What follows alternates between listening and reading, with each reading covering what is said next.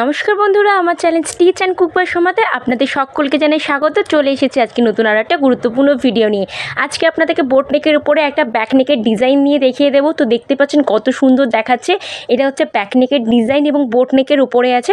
কত দারুণ দেখাচ্ছে, আপনারা নিজেরাই দেখতে পাচ্ছেন এবং কত ফিনিশিং হচ্ছে সেটাও দেখতে পাচ্ছেন। তো আজকে কিন্তু পুরো এরকম ব্যাক নেকের ডিজাইন আপনাদেরকে কাটিং এবং স্টিচিং সমস্তটা দেখিয়ে দেবো। তো যারা এখন আমার চ্যানেলটিকে সাবস্ক্রাইব করেনি, প্লিজ ঝটপট করে চ্যানেলটি সাবস্ক্রাইব করে দিন এবং ভিডিওটা পুরো প্রথম থেকে শেষ অবধি দেখতে থাকুন।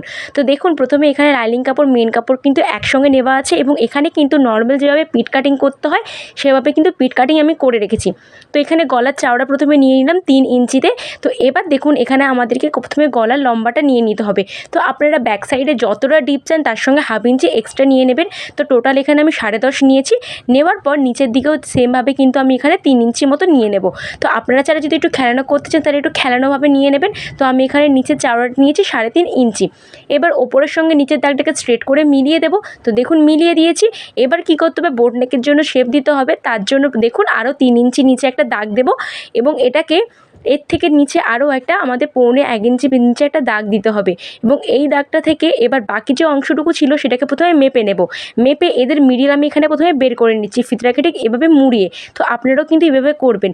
তো এবার দেখুন, এখানে আমি যে ডিজাইনটা করব সেটা কিন্তু খুব বেশি খেলানো হবে না। তার জন্য এখানে আমি 1.5 ইঞ্চি চাওড়া নিয়েছি। আপনারা যদি একটু বেশি খেলানো করতে তাহলে 2.5 ইঞ্চি অথবা 2 ইঞ্চিও নিয়ে নিতে পারেন। এবার দেখুন, ওই যে 1.25 ইঞ্চি থেকে এই যে আমরা পিঠে যে লেন্থ পর্যন্ত দাগ দিয়েছিলাম এইটাকে পর্যন্ত এরকমভাবে আপনাদেরকে শেপ দিয়ে দিতে হবে। তো দেখতে পাচ্ছেন, একটু আমার হাতের দিকে ভালোভাবে লক্ষ্য রাখুন আমি কীভাবে শেপটা দিলাম, আপনারা একটু দেখে নেবেন। তো দেখতেই পেলেন।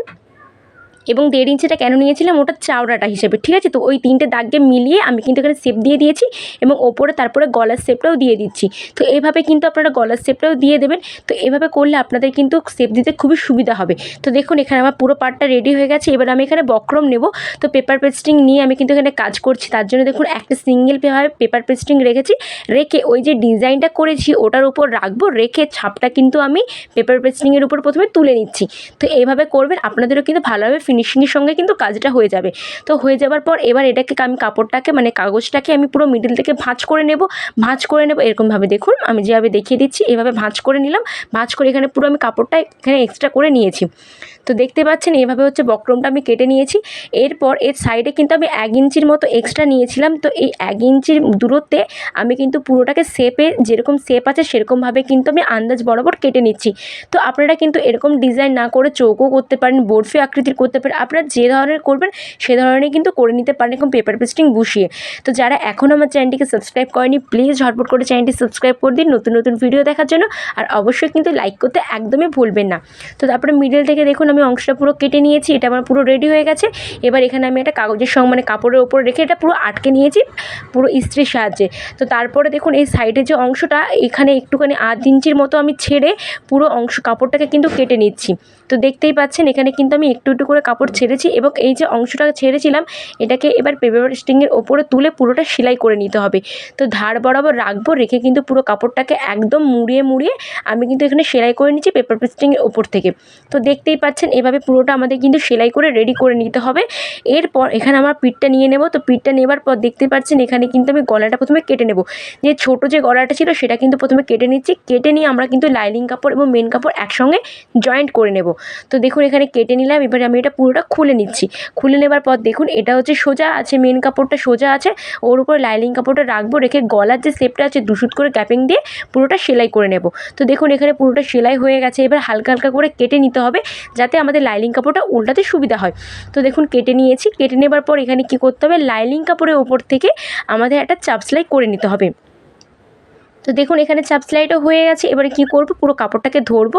ধরে তুললেই দেখবেন লাইনিং কাপড়টা পেছন দিকে রয়ে যাচ্ছে এবং ওপরে মেন কাপড়টা থেকে যাচ্ছে। এবার এর উপর দিয়ে ফিনিশিংয়ের সঙ্গে একটা আমাদের চাপ সেলাই দিয়ে দিতে হবে এবং পুরো 4 সাইড আমি কিন্তু পুরো সেলাই করে নিয়েছি লাইনিং কাপড়ের মাপে। এবার দেখুন এটাকে প্রথমে মিডল থেকে পুরো ভাঁজ করতে হবে, ঠিক আছে। তো দেখুন এটা হচ্ছে সোজা দিক, তো আমি এটা উল্টো দিকে ভাঁজ করেছি আর ওপর দিকটা কিন্তু সোজা দিক আছে। তো হবার পর এর যে মিডিল বরাবর আমাদের এখানে দাগ দিয়ে রাখতে হবে। তো দেখুন আমি কিন্তু যেভাবে করছি সেভাবে কিন্তু আপনারাও দাগ দিয়ে দেবেন, তাহলে পিঠের যে মিডিল পোর্শনটা আমাদের এটা বেরিয়ে যাবে। তো ভালোভাবে আমি দাগটাকে এখানে বের করে নিচ্ছি। তো যারা এখনও আমার চ্যানেলটিকে সাবস্ক্রাইব করেনি প্লিজ বলছি চ্যানেলটিকে প্লিজ সাবস্ক্রাইব করে নিন। আর অবশ্যই কিন্তু লাইক দিতে একদমই ভুলবেন না। আমার কাছে কিন্তু এই লাইকটি কিন্তু খুবই গুরুত্বপূর্ণ একটা জিনিস। তো তারপরে দেখুন এই যে পেপার পেস্টিংটা বসিয়েছিলাম, এটা একদম মিডিল টু মিডিল বরাবর রাখবো দাগের সোজাসুজি, এবং ভালোভাবে রেখে এখানে প্রথমে পিন করে নিতে হবে। আপনারা যদি একটু উপর করে করতে চান তাহলে উপর করে করতে পারেন, আপনারা যদি একটু নিচ করে করতে চান তাহলে নিচ করেও কিন্তু করে নিতে পারেন। তো পিন করে নেবার পর এবার দেখুন আমি এখানে পুরো ধার বরাবর দেখে সেলাই করে নিচ্ছি। আর এই যে সেলাইটা করছি আপনারা কিন্তু পেপার পেস্টিং যেন গা দিয়ে সেলাই করবেন, কখনোই কিন্তু যেন সূচ যেন পেপার পেস্টিংয়ের ওপর না উঠে যায়, তাহলে কিন্তু ডিজাইন কিন্তু আপনাদের ভালো আসবে না। তো একদম ধার বরাবর রেখে কিন্তু আপনাদেরকে সেলাই করতে এবং হালকা হাতে আপনারা কিন্তু কাজটা করবেন ফিনিশিংয়ের সঙ্গে। তো আমি অপর পাশেও সেমভাবে কিন্তু এখানে করে নেব। পুরোটা দেখুন রেডি হয়ে গেছে। হওয়ার পর এটাকে আমি মিডিল থেকে কেটে নেব। এক্সট্রা যে কাপড়টা আছে মিডিলে এটা তো আমাদের লাগবে না। এখানে আমি তাই জন্য 2 সুতের মতো রেখে কাপড়, বেশি একদম গা দিয়ে কাটবেন না, 2 সুতের মতো এক্সট্রা কাপড় রেখে আমি পুরোটা কিন্তু এখানে দেখুন কাপড়টা কেটে দিচ্ছি। হয়ে যাবার পর এবার এখানে আপনাকে হালকা হালকা করে কাট লাগাতে হবে। আর কোণগুলোতে ভালোভাবে একটু কাটিং করবেন, আর এমনভাবে কাটিং করবেন যেন সেলাইটা না কেটে যায়, যে সেলাইটা এক্ষুনি করেছি ওটা যেন না কেটে যায়, এটা কিন্তু আপনাকে খেয়াল রাখতে হবে। তো হালকা হালকা করে দেখুন পুরোটা কেটে নিচ্ছি। কেটে নেবার পর এবার এই পেপার পেস্টিংটাকে ভেতর দিকে ঢুকিয়ে দিতে হবে। তো এটা কাটার ফলে কি হয়, এটা কিন্তু সহজেই ঢুকে যায়, কোনো অসুবিধা হয় না। আর আপনারা একটু প্রথমে নখ দিয়ে একটু প্রেস করে দেবেন, প্রেস করে দেওয়ার পর হালকাতে দেখবেন ঢোকাবেন, খুব আরামসে কিন্তু ঢুকে যায়, কোনো অসুবিধা কিন্তু হয় না। তো দেখুন ভেতরের দিকে আমি এভাবে কিন্তু পুরোটা উল্টে নেব। তো উল্টে নেওয়ার পর আপনাদেরকে পুরোটা দেখিয়ে দিচ্ছি ঠিক কেমনটা দেখাচ্ছে। তো দেখুন এভাবে পুরোটা আমার রেডি হয়ে গেছে। এবার ধার থেকে আমি একটা চাপ সেলাই পুরো দিয়ে দেবো ফিনিশিংয়ের সঙ্গে।